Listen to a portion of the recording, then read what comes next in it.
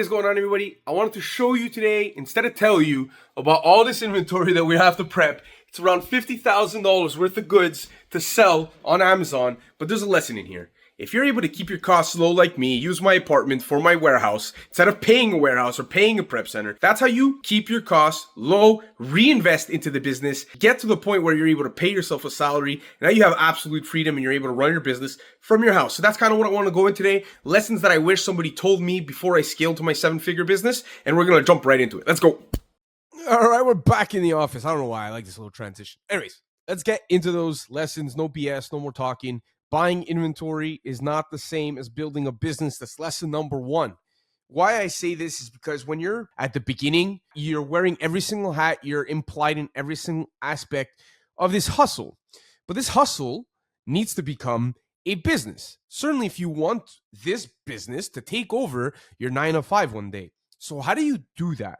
Well, from day one, you should be building SOPs, right? Standard, I don't even know what it stands for. I just know it's a standard operating procedure. I'm pretty sure that's what it is. It's you're writing out a step-by-step guide on how to do that repetitive task that you're doing, right? Uploading your buy sheet, tracking your purchases, so that one day, maybe it's in over a year, but one day somebody could do it just as good as you. And these SOPs can be built upon over the months. And then before you know it, by doing one at a time, you now have a library worth of SOPs to give to potentially an employee, a VA.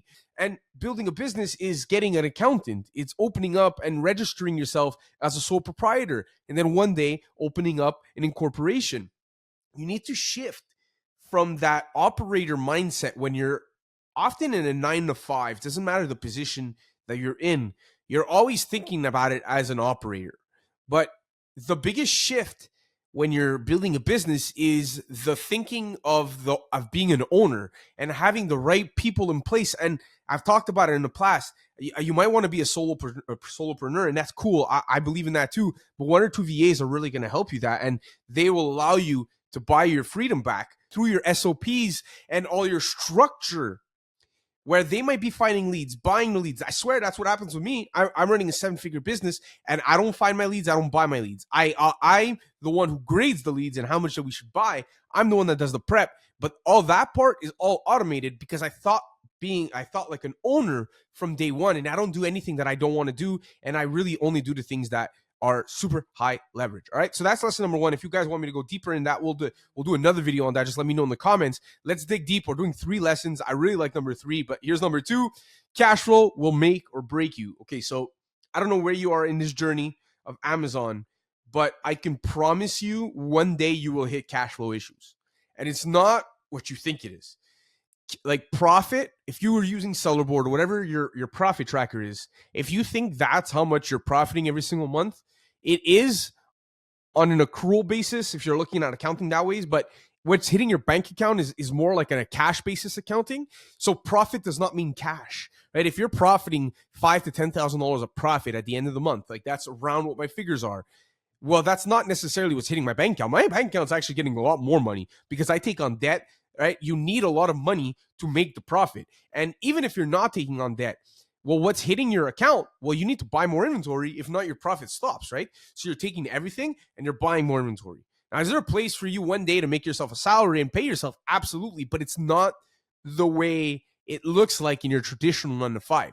And you need to get to the point where either you have a lot of capital or you need to understand leveraging debt. And understanding it is a big role because you can be very irresponsible and shoot yourself in the foot, or you can use it to your advantage and really allow yourself to scale quickly once you understand the fundamentals and really get past 100K a month relatively. I won't say easy. It's not that easy, but at least 20, 30K, you'll be able to blast past that if you learn how to use leverage debt. And then through time and through experience, you'll be able to pass past 100K. That's for sure. All right. And the last lesson, one thing that I really wished someone told me when I started selling was how important tracking is. And tracking means a lot of different things. But scaling without tracking is basically scaling your own stress. Because if you're able to track how much inventory you're buying every single month, you're able to track all your fees, you're able to track all your expenses and actually understand your accounting in your books, well, now you can make informed decisions. And stress is, it could be a lot of things. And stress and nervousness, I truly believe, is lack of readiness and lack of understanding. Because if you were truly if you understood everything about it and you understood the risks and you were comfortable with the risks before you ever take a decision, you really analyze everything, not to the point where you're overthinking, but you're able to analyze and make yourself comfortable with the decision. That's how you avoid your stress. And tracking your purchases, well, again, now you understand, you won't be nervous. Am I next month going to perform as good as this month? Well, how much did I spend? Everything has a figure associated, and data never lies. So having that data, there's data in how much work your employees are putting in specific tasks, what output does that put in, all that data. If you're able to really figure out what drives 80% of your revenue, right? Because oftentimes 20% of your actions drive 80% of your revenue. Doing all these things and figuring out your leverage in your business will stop your stress from scaling, but your numbers will. And all these things you tie in, like the fact that you really need to gather data early on in your business. Just do it. Even if you don't understand it, just do it later. You will thank yourself later, right? So if you do that, you understand, or you at least you start understanding cash flow and reinvesting into the business. Because if I didn't put an emphasis into it in that lesson number 2, is you better not be taking money out of your business. Reinvest that money, because that's how you're going to compound. That's how you're going to grow. And with that cash flow, you're going to create, to a certain point, a cash flow so big that when you take out your salary from that, it continues flowing and growing.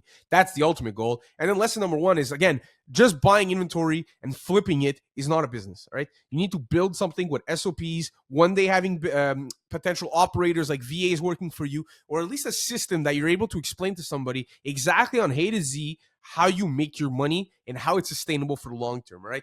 Do all those things, and I promise you your business is going to get clear, systematized, and you're really going to be comfortable scaling to past 6 figures. All right. So if you guys like this video, leave a subscribe, leave a comment on what lesson you liked, or if you, hey man, maybe you disagree with something, leave it in the comments. I'm always open for debate. That's something maybe we'll make another video on. All right. Ciao.